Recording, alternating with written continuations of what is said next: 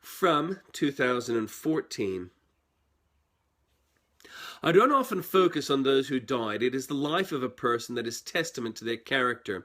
But time stretches things and alters meaning, and it is important to revisit what happened. Some despise the Crusades, pointing to the futile and death and despair linked to the religion. But that final assault of the First Crusade in 1099 led to the foundation of a remarkable jewel. A European nation in the Middle East with knights and castles and people speaking French. The dreams of those people being realized 50 years after on the same day with a reconstructed church. But while those people died with their dream intact, the dream did not last as long as 200 years.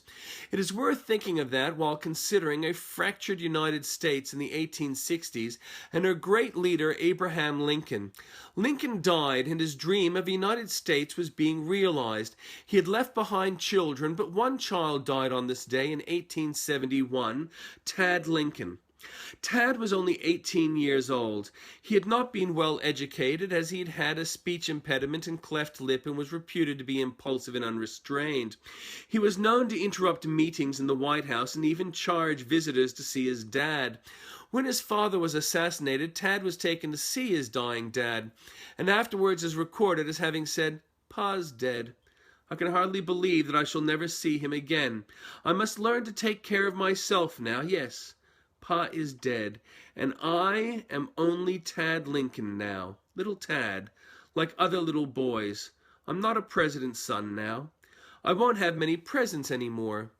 Well, I will try and be a good boy, and will hope to go someday to Pa and brother Willie in heaven." Tad's passing was not the end of the Lincoln line. The last recorded Lincoln was Robert Todd Lincoln Beckwith, who died in 1985.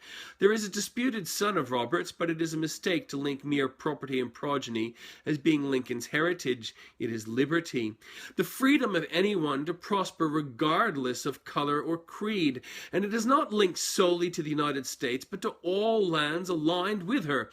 And so, on this day, a young man trying to be good went to be with his family, but today we have the liberty to be with our living ones.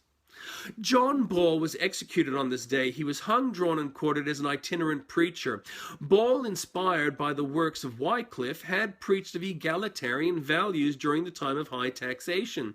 The then King Richard II was about 14 years old and ruling with the aid of advisors who were infighting for political power.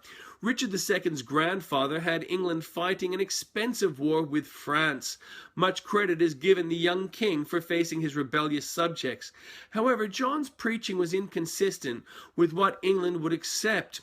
He called for an end to serfdom. Serfdom would end in England, but it needed the Civil War to end the Old World. In some ways, the execution of John was the beginning of the English Civil War known as the War of the Roses. The Rosetta Stone was found on this day, 1799, by French soldiers of Napoleon. It had been made circa 200 BC during the reign of Ptolemy V Epiphanes. It is a decree, the same decree in 3 different languages. 2,000 years after it was made, no one knew how to read Egyptian hieroglyphs anymore. However, 2 of the languages were known, and because it was the same text, it became key to understanding how Egyptian was written.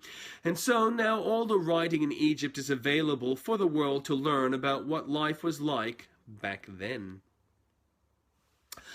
I don't see anyone here at the moment. Swipe left.